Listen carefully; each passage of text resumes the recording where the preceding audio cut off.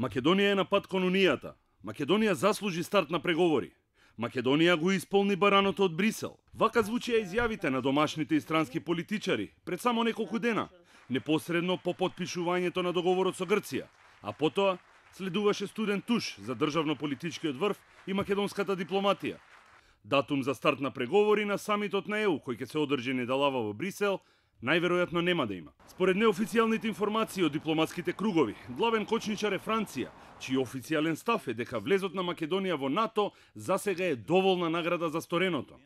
Холандија, Данска и Белгија, иако го променија својот став кој беше на иста линија со официјален Париз, можно е повторно да направат свртување од 180 степени и да застанат на патот на Македонија кон Европската Унија. Дипломатската офанзива се засилува, поддршка има, исто како и притисок за да се спроведе најавеното и да се добие датумот, но дали тоа ќе даде резултат до крајот на неделата, никој со сигурност не може да потврди.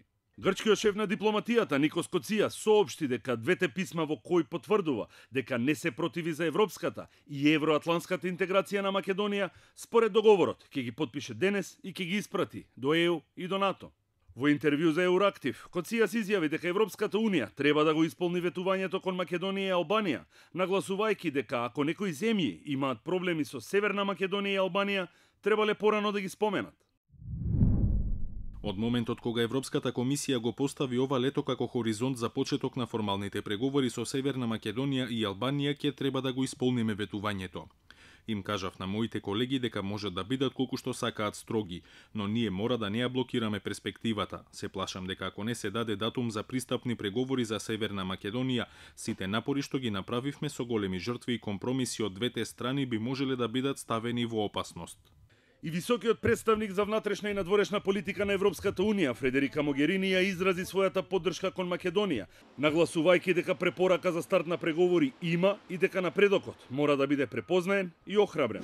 The recommendation of the Commission is that we recommend as a Commission to open negotiations both with Skopje and with Tirana. This process is merit-based. It needs to be merit-based, which means that when there is progress, this must be recognized and encouraged and accompanied. So I hope the Member States will take the right decision. I hope and expect Member States will take the right decision. Let me say that we see progress in the Balkans that are impressive. I witnessed the signature of the name agreement just 10 days ago. Historic moment that needs to be supported.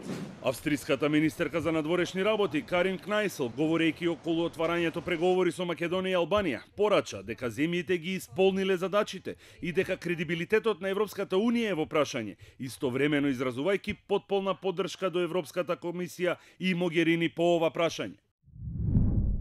Не можам да зборувам во име на сите 27 земји, но во наши очи не станува збор да им се подари нешто на овие земји, туку ова е прашање на логика.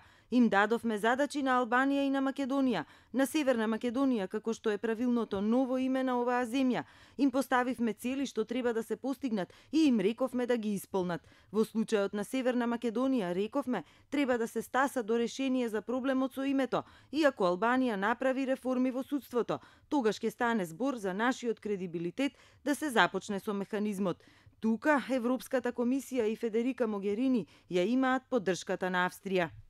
Притисок врз официјален Париз дојде од САД преку телефонскиот повик на американскиот државен секретар Мајк Помпео до францускиот шеф на дипломатијата Жан-Лив Ледриан. Во разговорот тој побара Париз да не го попречува проширувањето на НАТО и да се согласи со поканата за членство за Македонија, како и за почеток на преговори со Европската Унија. Холандскиот парламент се изјасни негативно само околу отварањето на преговорите со Албанија, а тоа може да биде пресудно и за пакетот во кој е Македонија. Последна можна пречка е Австрија, која под превезот на мигрантскиот проблем инсистира Европската Унија да ги прекине преговорите со Турција, наговестувајќи ја поддршката кон четворката која се противи на проширувањето на Унијата.